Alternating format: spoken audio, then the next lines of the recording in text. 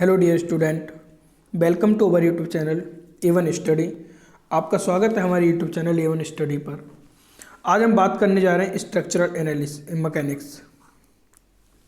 Structural mechanics के बारे में हम बात करने जा रहे हैं, जिसे हम सॉम भी कहते हैं और आपको मॉस भी कहते हैं। मॉस पढ़ते हैं मैकेनिकल में, तो इस समय स्ट्रक्चरल मैकेनिक्स की बात करने जा रहे हैं। इसको आप सॉम कहें या मॉस कहें, बात वही है। इसमें हम देखेंगे पहले क्या क्या हमको पढ़ना है, ये हम पहले कंप्लीट कर चुके हैं अपने सिलेबस के अंदर। आज हम इसमें पढ़ेंगे कुछ प्रॉपर्टीज होती हैं हमारी मटेरियल की, उन प्रॉपर्टीज़ के बारे में पढ़ेंगे कि क्या क्या प्रॉपर्टीज़ हमारी मटेरियल की होती हैं। तो आगे चलते हैं, हम अपनी प्रॉपर्टीज़ के बारे में देखते हैं। तो सबसे पहले हम पदार्थों के गुण देखते हैं। इस समय मैंने हिंदी में और इंग्लिश दोनों ही मिक्स लैंग्वेज रखी है, क्योंकि ज़्यादातर जो डिप्लोमा करते हैं पॉलिटेक्निक वाले जो बच्चे हिंदी वाले हैं और इंग्लिश वाले मिक्स होते हैं, लेकिन इसलिए हमने दोनों में रखी है। तो कहीं कहीं आपको एडजस्ट करना पड़ेगा इंग्लिश वालों को, अगर आप कहेंगे तो इंग्लिश के लिए अलग से भी क्लास चल जाएगी।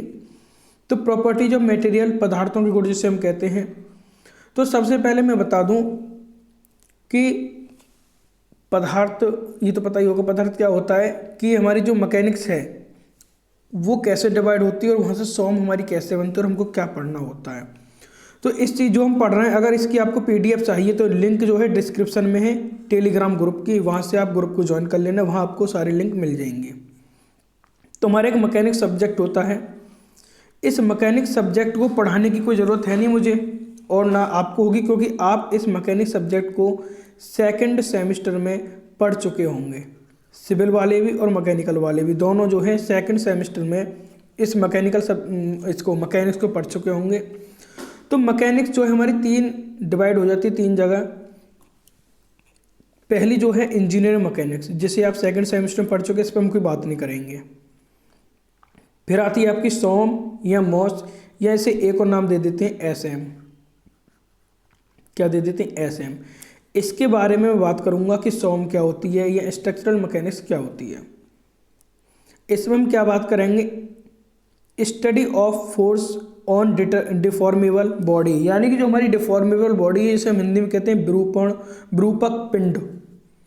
तो डिफॉर्मेबल बॉडी पर अगर हम कोई फोर्स लगाएंगे तो वो कैसे रिएक्ट करेगी, कौन कौन से हम फोर्स लगा सकते हैं और कौन कौन से उसमें फोर्स लगेंगे। अगर हम एक्सटर्नल यानी बाहर से कोई उस पर बल लगाते हैं तो अंदर से जो बल उत्पन्न होगा उसमें उस बल को क्या कहेंगे, सारी चीज़ें हम स्ट्रक्चरल मैकेनिक्स में पढ़ेंगे और इसको हम कंप्लीट करेंगे पेपर से पहले ही। फिर तीसरी जो कैटेगरी आती है उसमें ये डिवाइड होती है फ्लड मैकेनिक्स। इसे आप जो है थर्ड ईयर में पढ़ेंगे। थर्ड ईयर में आप इसे पढ़ेंगे। तो इसमें हम स्टडी करते हैं फोर्स पे, किसके? फ्लूइड के ऊपर, यानी तरल जो पदार्थ होते हैं उनके ऊपर होते हैं। तरल आपके इस पे भी दो पे बात करते हैं, वाटर के लिए और एक गैस के लिए। तो ये मैंने एक ओवरव्यू दिया था। इसके बाद हम प्रॉपर्टीज पे चलते हैं कि हमारा जो मटेरियल होता है वो क्या क्या प्रॉपर्टीज रखता है। तो आप लोगों को जो ये डेफिनेशन लिख रही है, ये मैंने नोट्स में से डेफिनेशन लगा दी है, क्योंकि आप लोग अगर नोट्स बनाना चाहें नोट्स बना लें। और आप लोगों को पता ही है कि टेलीग्राम ग्रुप की लिंक जो है पीडीएफ मिल जाएगी टेलीग्राम पर, उसकी जो लिंक है वो कहाँ है? डिस्क्रिप्शन में। तो हम बात करते हैं इलास्टिसिटी क्या होती है और प्लास्टिसिटी क्या होती है। तो आप लोगों को ना तो डेफिनेशन पढ़नी जो लिख रही है, बस जो बता रहा हूँ आप उसको याद रखना कि मैंने क्या बता रहा हूँ, उसी से आपको याद रहेगा। कुछ डायग्राम ले लेता हूँ इसमें से, जैसे ये ले लिया। देखो आपको क्या करना है, जैसे मान चलो ये मेरा कोई पिंड है, पिंड मतलब कोई बॉडी है, और ये बॉडी जो है यहाँ से कलर चेंज करना पड़ेगा। कलर चेंज करके बात करते हैं ताकि आपको भी समझ में आए। ये मेरी फिक्स है एक तरफ। फिक्स के लिए आपको इस तरीके से हम शो कर देते हैं। जब हम कैंटिलीवर बीम बनाते हैं तो इसी तरह शो कर देते हैं ना। ये क्या होता है? फिक्स होता है हमारे तरफ। यानी आप इस समय देख रहे होंगे, आपको क्या दिख रहा है? ये कैंटिलीवर बीम दिख रहा है। यानी मैं आपको एक बस यहाँ पे डेफिनेशन शो कर रहा हूँ कि इलास्टिसिटी क्या होती है, प्लास्टिसिटी क्या होती है। जैसे मेरा ये एक बॉडी थी, इस पर मैंने एक फोर्स लगाया अपना, यहाँ पे एक फोर्स लगाता हूँ इधर की साइड में, ठीक। यहाँ पे एक ओवरव्यू दे देता हूँ आपको जैसे मेरा ये पिंड यानी कि एक पिंड कहें या बॉडी कहें, बॉडी है, अगर मेरा इस तरीके से फोर्स लग रहा है तो ये जो फोर्स कहलाएगा मेरे एक टेंशन में कहलाएगा, यानी कि टेंशन यानी तनाव में। देखो ये क्या हो रहा है, एक तन रही है ना, क्योंकि जब मेरा फोर्स लगेगा तो इस तरह हो जाएगी ना, तन रही है, तनाव में हो जाएगा। इसके बाद में अगर मैं बॉडी पर इस तरह फोर्स लगाता हूँ अंदर की तरफ, दोनों तरफ से अंदर की तरफ मेरा फोर्स लग रहा है, तो इसे मैं कहूँगा कंप्रेशन में। ये तो हो गया टेंशन में फोर्स और ये हो गया कंप्रेशन में। तो ये इसे हटा देता हूँ, भी आगे भी समझाऊंगा क्या होता है।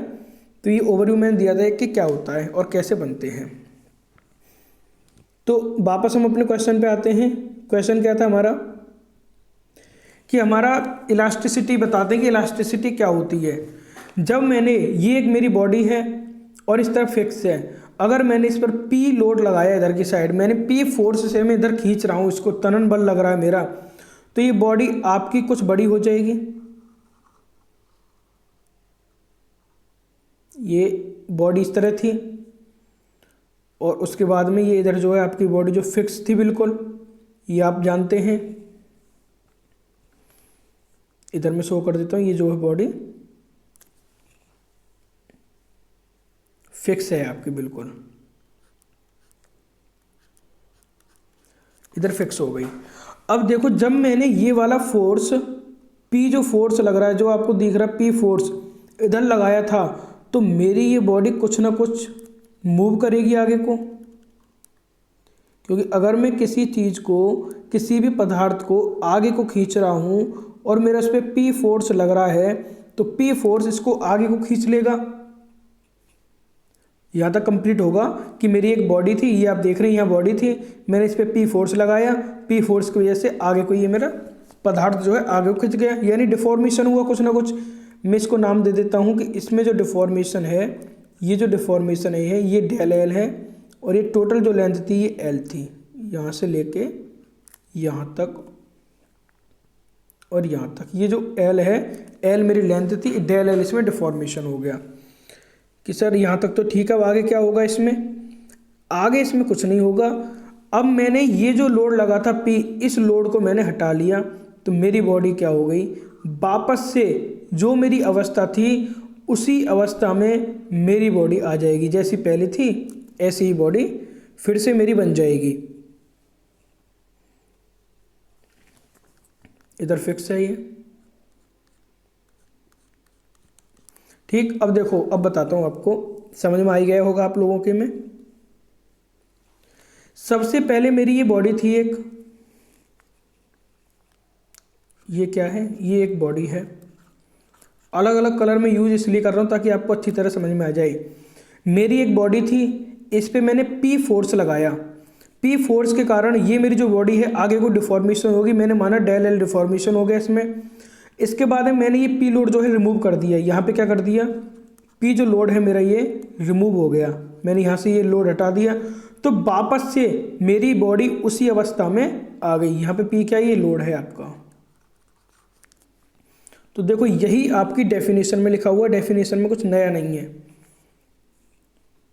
इसके एग्जाम्पल भी दे दूँ मैं आपको। एग्जाम्पल क्या है इसके, जैसे रबर हो गया, रबर आप जो मिटाते हैं रबर, उसको थोड़ा सा खींचिए वापस उसी अवस्था में आ जाएगा।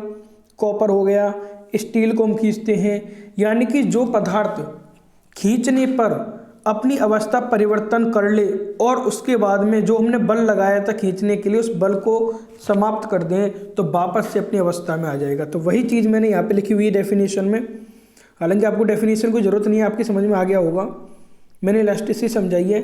यदि दिख रहा है, यदि किसी पदार्थ पर बल लगाने पर उसकी शेप एंड साइज, मतलब आकृति और आकार चेंज हो जाएं, देखो मैंने यहाँ पे P फोर्स लगाया था, आपकी आकृति यानी शेप साइज चेंज हो गया, चेंज हो जाते हैं, और बल हटाने के बाद वह पुनः अपनी ओरिजिनल शेप में एंड साइज ग्रहण कर ले, यानी कि बल हटाने के बाद अपनी ओरिजिनल शेप और साइज ग्रहण कर ले। तो मैंने क्या किया था, P लोड लगाया था, ग्रहण मतलब कि डिफॉर्म हो गया, यानी शेप साइज बदल गया, उसके बाद जब P फोर्स हटाया तुरंत अपने उसी में आ गई। तो ये हो गया मेरा इलास्टिसिटी। यहाँ तक समझ में आ गया, इसे इलास्टिसिटी हम कहते हैं। अब कि सर ये प्लास्टिसिटी क्या होता है। प्लास्टिसिटी भी ऐसा ही हो, देखो मैंने यहाँ भी एग्जांपल दे रखे हैं आपको, लिख रखा है पी, मैंने एफ फोर्स लगाया था, डिफॉर्मेशन हुआ डेल एल का, उसके बाद में फोर्स लगा लिया, ये वापस से अपनी अवस्था में आ गई। प्लास्टिसिटी क्या होता है, प्लास्टिसिटी कुछ नई चीज़ नहीं है, मैंने ये फोर्स लगाया पी और इसके बाद में जो डिफॉर्मेशन हुआ, ये डिफॉर्मेशन जो है ये कैसा डिफॉर्मेशन होगा, यहाँ लिख देता हूँ मैं नीचे, ये परमानेंट डिफॉर्मेशन होगा, परमानेंट डिफॉर्मेशन। यानी कि अगर मैं इस पे से अपना बल हटा लेता हूँ, जो मैंने फोर्स लगाई थी अपने बॉडी से, उस फोर्स को हटा लूँ तो वापस से अपनी अवस्था में नहीं आएगी। तो इसलिए मैंने आपको एक पेज पे समझाई इलास्टिसिटी और प्लास्टिसिटी। मैं इसलिए इन पे इतना ध्यान दे रहा हूँ, आप लोगों में ये डेफिनेशन समझ में आ जाए, तो जो सॉम हम आगे पढ़ेंगे ना पूरा इसी से रिलेटेड है। कहीं मैं प्लास्टिसिटी कह दूंगा, कहीं इलास्टिसिटी कह दूंगा, आप कहेंगे सर ये प्लास्टिसिटी क्या होती है, तो इसलिए मैं ज़्यादा ध्यान यहाँ दे रहा हूँ। इलास्टिसिटी और प्लास्टिसिटी में ज़्यादा अंतर नहीं, इसलिए मैंने यहाँ दिखा दिया। इलास्टिसिटी वो है अगर हम कोई लोड लगाते हैं अपनी बॉडी पर, उसको लोड को हटा लें तो वापस से अपनी अवस्था में आ जाएगी, और अगर हमने वो लोड हटा भी लिया और वापस से अपनी अवस्था में नहीं आई तो उसको हम कहेंगे प्लास्टिक स्टेज। जैसे बात करता हूँ पॉलीथिन, पिन्नी तो आपके घरों में सभी की होंगी, पॉलीथिन जिसे हम कहते हैं। अगर मैं उसको खींच दूँ, पॉलीथिन को अगर मैं खींच दूँ, तो आपने प्रैक्टिकल किया भी होगा और खींचा भी होगा, क्या वापस से वो अपनी अवस्था में आती है? नहीं ना, बिल्कुल नहीं आती अवस्था में। तो इलास्टिसिटी प्लास्टिसिटी।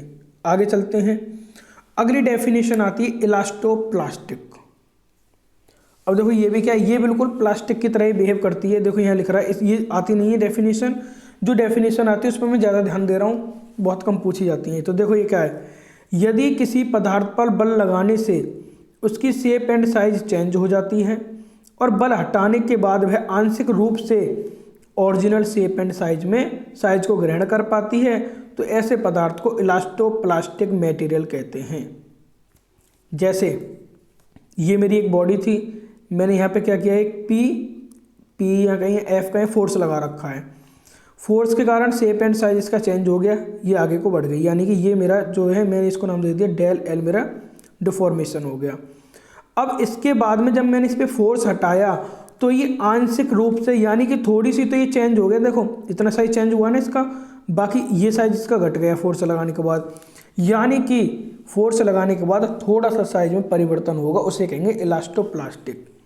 तीनों डेफिनेशन में दोहरा देता हूँ, मैंने आपको अभी तक 3 डेफिनेशन बताई है। पहली इलास्टिक, फोर्स लगाने के बाद अपनी शेप में आ जाएगी, आप लोगों को यही डेफिनेशन याद हो जाए, जरूरत नहीं है कहीं और जाने की। सेकंड क्या होता है आपका, प्लास्टिक, फोर्स लगाने के बाद अपनी अवस्था में नहीं आएगी। थर्ड डेफिनेशन क्या बताइए मैंने, इलास्टोप्लास्टिक, फोर्स लगाने के बाद और हटाने के बाद थोड़ा उसमें चेंज हो जाएगा, यानी आंशिक रूप से, पार्शियलिज्म कहते हैं। आगे चलते हैं, डक्टिलिटी। डक्टिलिटी आपका क्या होता है, जैसे आपको एग्जांपल से मैं समझा देता हूं। एक शेप लेते हैं अपना, कोई भी शेप ले लेते हैं, सी को ले लेते हैं। मेरी ये एक बॉडी है, इसमें पूरे फोर्स पर ही हम बात करेंगे, बाकी फाल्ट तो कुछ भी चीज़ नहीं होती इसमें, तो इसलिए आप लोगों को ज़्यादा ध्यान देना पड़ रहा फोर्स पे।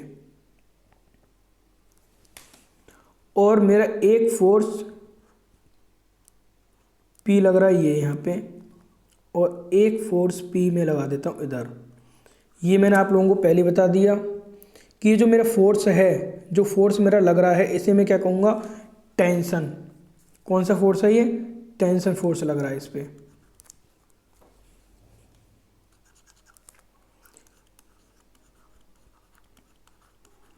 ये मेरा P फोर्स लग रहा है और ये P फोर्स लग रहा है मेरे इधर की साइड में। अब जब मैं इसको खींचूंगा, इसको इधर की साइड से खींच रहा हूँ और इसको इधर की साइड से खींच रहा हूँ, तो ये क्या होगा, एक पतले तार में हो जाएगी ना, एक पतला तार हो जाएगा ना, इसी में क्या कहता हूँ, थिन वायर का हूँ या बात करें, ये हो गया पतला तार आपका, पतला तार। तो ये एक पतले तार में आ गई ना आपके। तो डेफिनेशन क्या बनी, किसी पदार्थ का वह गुण जिसके द्वारा पदार्थ पर टेंसाइल फोर्स, मैंने बता दिया टेंसाइल फोर्स क्या होता है, और ये आपके सामने लग रही है, टेंसाइल फोर्स लगाकर बिना टूटे, यानी कि इस पे जो टेंसाइल फोर्स लग रही है ऐसा नहीं कि बीच में से टूट जाए, ऐसा बिल्कुल नहीं होना चाहिए। देखो तार बन गया ना, ऐसे ही बिना टूटे से स्थायी रूप से पहले तार के रूप में कन्वर्ट किया जा सकता है। यानी कि हम किसी भी पिंड को, किसी भी बॉडी को उस पर टेंसाइल फोर्स लगा के एक तार के रूप में कन्वर्ट कर दें तो उसे हम क्या कहते हैं, उस पिंड की या उस बॉडी की डक्टिलिटी यानी तन्यता। तन्यता का मतलब तनाव, और तनाव को हम क्या कहते हैं इंग्लिश में, टेंशन। ठीक, ऐसे याद हो जाएगा, तन्यता से तनाव, तनाव फोर्स लगेगा तो हमारी तन्यता हो जाएगी। तो जो आभूषण आपके बनते हैं, जितनी भी आप सोने चांदी के आभूषण पहनते हैं, सब इसी को यूज करते हैं, डक्टिलिटी को ही उस बॉडी पर। ठीक, यह टेंसाइल फोर्स मैंने बता दिया। आप डेफिनेशन लिखना चाहें लिख लेंगे, और ये पीडीएफ आपको टेलीग्राम पे मिल जाएगी, डिस्क्रिप्शन में लिंक है, वहाँ से आप ज्वाइन हो जाइए। नेक्स्ट चलते हैं। नेक्स्ट आती है मेलेबिलिटी। मेलेटिबिलिटी आपको मैं बता दूं, इसमें भी एक एग्जांपल ले लेते हैं, क्योंकि यहाँ तो लिख ही रहा है जो लिख रहा है, यहाँ जो आपको अलग कलर से समझाऊंगा उसमें आपको इंटरेस्ट भी आएगा। जैसे ये है, या फिर बात करूं मैं, इसको लेते हैं हम। जैसे मेरी ये कोई बॉडी है, ये कोई मेरी बॉडी है। अब इस बॉडी पे क्या किया, क्योंकि इस बॉडी पे समझाने में आपको आसानी रहेगी, इस पे नहीं समझ पाओगे। इस बॉडी पे मैंने क्या किया, एक हथौड़ा लिया अपना, कोई मेरा हथौड़ा है। ठीक, ये हथौड़ा है, इसको हथौड़े से मैं पीट रहा हूं, इसे पीट रहा हूं, या फिर कहूं तो मैं चोट मार रहा हूं इस पर। इसको चोट मार रहा हूं मैं, तब तक चोट मारूंगा तब तक ये पतली चादर में कन्वर्ट ना हो जाए। ये एक पतली चादर है आपकी, चलो काम आ गया ये वाला डायग्राम यहाँ पे, तो इसको यहाँ से हटा दो।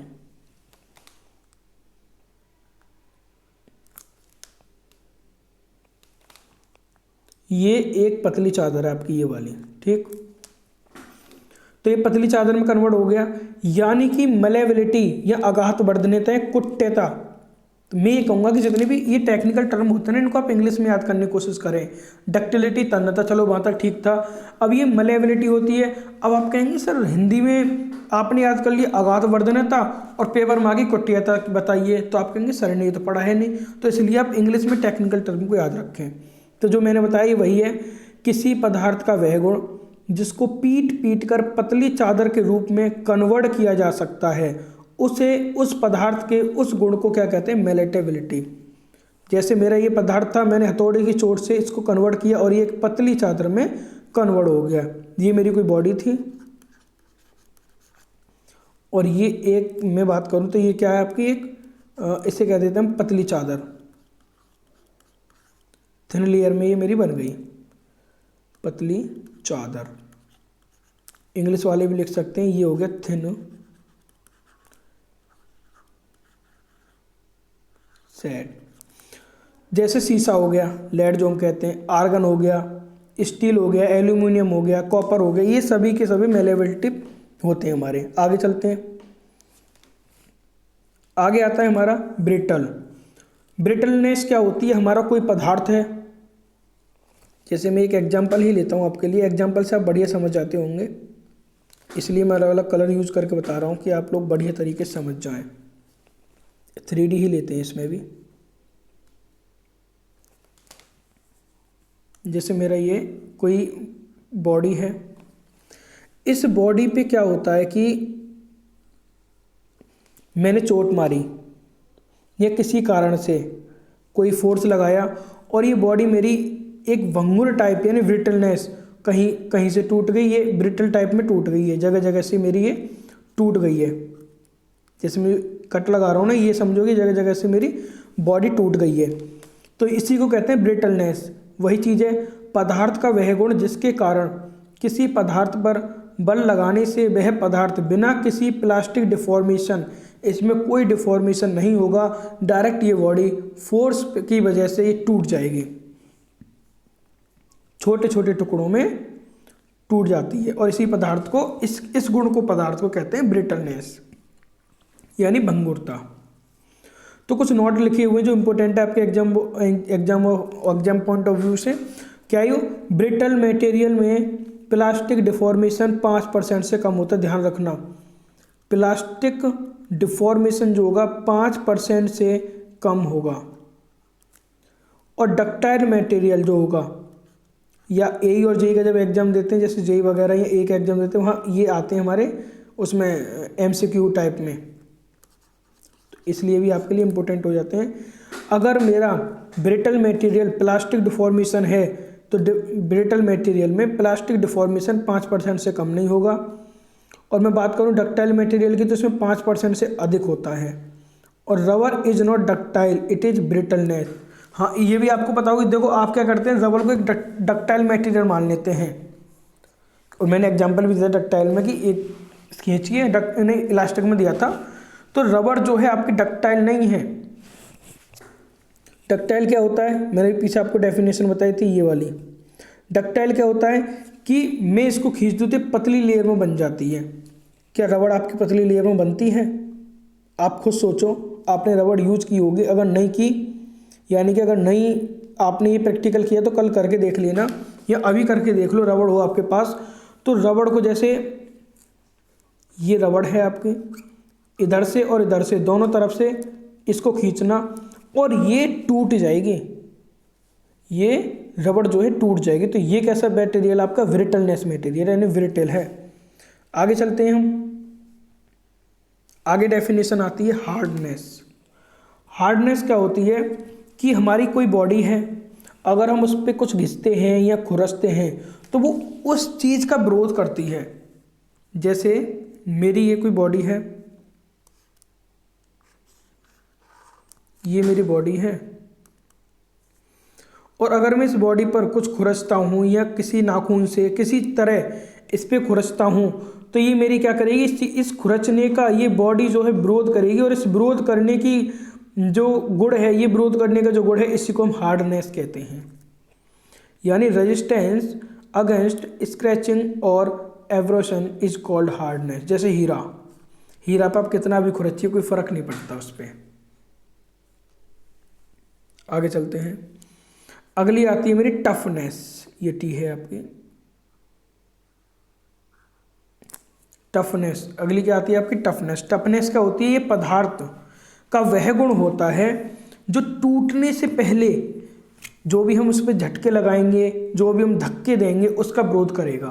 कठोरता क्या आती है, कठोरता यानी हार्डनेस और टफनेस में अंतर देख लो। हार्डनेस क्या होती है कि जो खुरचेंगे हम उस पर, उसका विरोध करेगी। और टफनेस क्या होगी कि जैसे मेरी ये बॉडी है, अगर मैं इस पर कोई झटका देता हूँ, कोई फोर्स लगा, इस चीज़ के विरोध करेगी मेरी बॉडी, तो इसको मैं कहूँगा टफनेस। तो पदार्थ का वह गुण जिसके कारण वह पदार्थ टूटने से पहले, जब भी टूटेगा ना, उससे पहले विरोध करेगा। टूटने से पहले झटकों तथा धक्कों का विरोध करता है, उसे हम कहते हैं टफनेस। ये क्लियर हो गया आपका। अगला फ्लेक्सिबिलिटी और फटिग, दो लोड होते हैं। फ्लेक्सिबिलिटी लोड जो होता है, हमारा कोई भी पदार्थ है, जैसे मेरा ये एक बॉडी थी, ये बॉडी है, बॉडी मान के चलिए। अगर मैं इस बॉडी को एक चाप में मोड़ूं, यानी आर्क टाइप कर दूं, या फिर इस तरह से मोड़ूं, तो ये बॉडी जो डिफॉर्मेशन होगा, ये इस तरह से जब मेरी ये बॉडी मुड़ेगी तो बिना टूटे मुड़नी चाहिए। इसको कहते हैं फ्लेक्सिबल। यानी कि अगर मेरी ये बॉडी है, मैं किसी भी तरह कर सकूँ। फ्लेक्सिबल का मतलब क्या होता है, किसी भी तरह किसी भी पदार्थ को इधर उधर में कर दूं तो फ्लेक्सिबल रहे अपनी शेप में। तो इस बॉडी को मैंने कन्वर्ट किया चाप के शेप में, तो ये टूटी नहीं। इसी गुण को कहते हैं फ्लेक्सिबिलिटी। यानी पदार्थ का वह गुण जिसके कारण वह पदार्थ बिना टूटे किसी चाप में मोड़ा जा सकता है, फ्लेक्सिबिलिटी कहलाता है, तथा ऐसे पदार्थ को फ्लेक्सिबल मटेरियल कहते हैं। अगला आता है आपका फटिग। फटिग लोड क्या होता है, साइक्लिक लोडिंग जो होती है ना आपकी, जैसे आपका कोई भी है, पहले लोडिंग हमारी इस तरह लगी, माने चलो इस तरह की लोडिंग लगी, फिर वो नीचे लोडिंग गई, फिर ऊपर गई, इस तरीके से जो लोडिंग लगती है हमारी, इसे कहते हैं हम साइक्लिक लोडिंग। तो इस साइक्लिंग लोडिंग का जो विरोध करता है, जो हमारे बॉडी साइक्लिंग लोडिंग कहें या रिवर्सिबल स्ट्रेस कहें, उत्क्रमित प्रतिबल हिंदी में कहते हैं, इस गुण को कहते हैं फटिग। तो डेफिनेशन अगर आप पढ़ना चाहें पढ़ लेना, मेरे हिसाब से डेफिनेशन पढ़ने की जरूरत नहीं है, आपके समझ में आ रहा होगा अच्छी तरह। एक होता है क्रिप्ट, इसमें आप लोगों को मैं एक डायग्राम बनाता हूँ, डायग्राम से बढ़िया समझ में आएगा। आपका ये है एक बॉडी है आपकी, इस बॉडी पर मैंने क्या किया, एक फोर्स लगाया, इस बॉडी पर एक फोर्स लगाया P, और इस फोर्स को एक काफ़ी टाइम तक हमारा फोर्स इस पर लगा रहा है, लंबे समय तक यानी दीर्घ समय तक, लॉन्ग टाइम तक ये फोर्स लगा रहा। तो जब फोर्स लगा रहेगा तो इसमें एक चेंजिंग आएगी, यानी अपनी शेप एंड साइज दोनों में परिवर्तित हो जाएगी बॉडी मेरी, इस तरह। तो इस भार के कारण, इस लोड के कारण जो ये जो परिवर्तित हुई अपनी शेप से, शेप एंड साइज में, इस परमानेंट हो जाएगी ये, तो परमानेंट डिफॉर्मेशन हो गया, यानी मैं इसे शॉर्ट में लिख देता हूँ परमानेंट डिफॉर्मेशन। जो ये परमानेंट डिफॉर्मेशन हुआ इसी को क्रिप कहते हैं, इसी को क्रिप कहते हैं। मतलब कि जब हम किसी बॉडी पर लंबे समय तक स्थिर भार लगाते हैं तो उस भार के कारण उस बॉडी में होने वाले परमानेंट डिफॉर्मेशन को क्रीप कहते हैं। ठीक, जैसे मैंने यहाँ भी डायग्राम आपको दिखा रखा और ये मैंने एक समझा दिया है आपको। आगे चलता हूँ अब मैं। नेक्स्ट मेरी डेफिनेशन आती है टेंजिटी और स्ट्रेंथ। टेंजिटी क्या होती है? टेंजिटी आपको बताऊँ, इसको भी आपकी जो बुक है ना उसमें भी तनाव दे रखा है, और एक डक्टिलिटी माने भी तनाव दे रखा है, तो इसलिए मैंने हिंदी में लिखा नहीं था कि जब आप तनाव माने सर तनाव की तो डेफिनेशन होगी, नहीं, आपको इंग्लिश में याद रखना है डक्टिलिटी और टेनिसिटी। अब ये क्या होता है, मेरा कोई पदार्थ है या मेरी कोई बॉडी है, इस तरह की मेरी एक बॉडी है।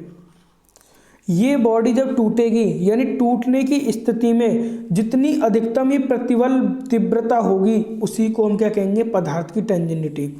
अगर मैंने इस पर कोई लोड लगा रहा हूँ, देखो ये लोड लग रहा है मेरा P, जब ये बॉडी मेरी टूटेगी, टूटने की अवस्था में मेरी ये बॉडी जब होगी तो इसको मैं क्या कहूँगा, टेंजिटी, टेंजिटी। नेक्स्ट डेफिनेशन है स्ट्रेंथ, सामर्थ्य क्या होती है? ये पदार्थ का वो गुण होता है जो बिना असफल हुए अधिकतम बल सहन कर ले। यानी कि मेरी एक बॉडी थी, इस पे मैंने पहले P फोर्स लगा रखा था, कितना लगा रखा था, P फोर्स।